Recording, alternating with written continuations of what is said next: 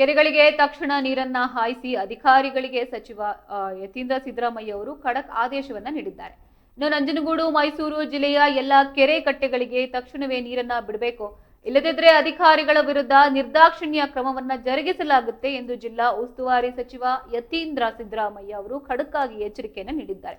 ತಾಲೂಕಿನ ಹನುಮನಪುರ, ಚುಂಚನಹಳ್ಳಿ, ಕೌಲಂದೆ ಗ್ರಾಮಗಳಲ್ಲಿ ಶಾಸಕ ದರ್ಶನ್ ಧ್ರುವನಾರಾಯಣ್ ಅವರೊಂದಿಗೆ ವೀಕ್ಷಣೆಯನ್ನ ನಡೆಸಿ ಬರದಿಂದ ಒಣಗಿದ ಜೋಳ ಹಾಗೆ ಇತರ ಬೆಳೆಗಳನ್ನ ಪರಿಶೀಲಿಸಿದ್ರು.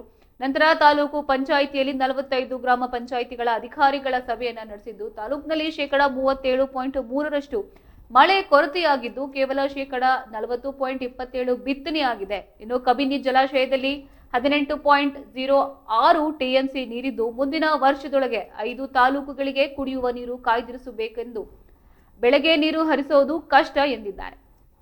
ಇನ್ನು ಕುಡಿಯುವ ನೀರಿನ ಟ್ಯಾಂಕ್ಗಳನ್ನ ಸ್ವಚ್ಛಗೊಳಿಸೋಕೆ ಹಾಗೆ ದೂರುಗಳಿಗೆ 2 ದಿನಗಳಲ್ಲಿ ಸ್ಪಂದಿಸಿದ ಪಿಡಿಒಗಳು ವಿರುದ್ಧ ಕ್ರಮವನ್ನ ಕೈಗೊಳ್ಳೋಕೆ ಸೂಚಿಸಿದ್ದಾರೆ. ಸಭೆಯಲ್ಲಿ ಜಿಲ್ಲಾಧಿಕಾರಿ ಲಕ್ಷ್ಮೀಕಾಂತ್ ರೆಡ್ಡಿ, ಸಿಇಒ ಉಕೇಶ್ ಕುಮಾರ್, ಎಸ್ಪಿ ಮಲ್ಲಿಕಾರ್ಜುನ ಬಾಲದಂಡಿ ಅವರು ಉಪಸ್ಥಿತರಿದ್ದರು.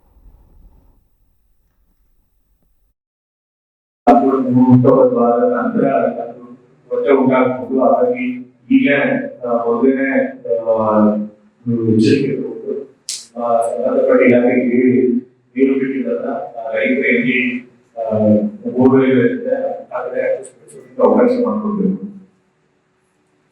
ಸೊ ಮತ್ತೆ ವಾಟರ್ ಸಪ್ಲೈ ಇಲಾಖೆ ಎಲ್ಲಿ ಸಮಸ್ಯೆ ಬರುತ್ತೆ ಹೇಳಿ ಗ್ರಾಮಸ್ಥರು ದೂರು ಕೊಡ್ತಾರೆ, ಕಷ್ಟ ಬಗ್ಗೆ ಅಟೆಂಡ್ ಮಾಡ್ತಾರೆ, ಅನ್ನೆಸೆಸರಿ ಡಿಲೇ ಮಾಡ್ತಾರೆ. ಮತ್ತೆ ಇವುಗಳು ಮತ್ತೆ ಪಿಡಿಒಗಳು ಬೇರೆ ಜವಾಬ್ದಾರಿ. ನೀವು ಮೊದಲೇ ಈಗಾಗಲೇ 15 ದಿವಸಗಳಲ್ಲಿ ಸಮಸ್ಯೆ ಬರ್ಬೋದು ಅಂತ ಐಡೆಂಟಿಫೈ ಮಾಡಿದ್ವಿ. ಬಟ್ ಬೇರೆ ಕೂಡ ಇದು ಸರಿಯಾಗಿ ಸ್ಟಡಿ ಮಾಡ್ತೀವಿ. ಗ್ರೌಂಡ್ ವಾಟರ್ ಕೆರೆಗಳೆಲ್ಲ ಬಿಟ್ಟು ಈ ಚಾರ್ಜ್ ಅದು ಬರುತ್ತೆ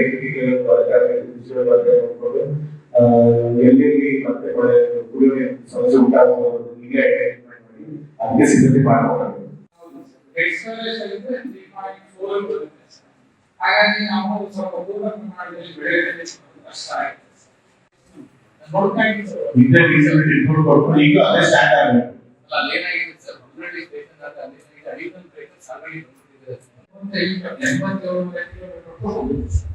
ಅಷ್ಟು ಕೂಡ ಪೂರ್ತಿ ಪ್ರಮಾಣದಲ್ಲಿ ಅಚ್ಚರಿ ಕೊಡಲಿಕ್ಕೆ ಕಷ್ಟ ಆಗಿದೆ. ಆಮೇಲೆ ನಮ್ಗೆ ಇರೋದು ಬರೀ ಒಂದು 9 ದಿನ ಕಾಲಾವಕಾಶ ಮಾಡಲಿಕ್ಕೆ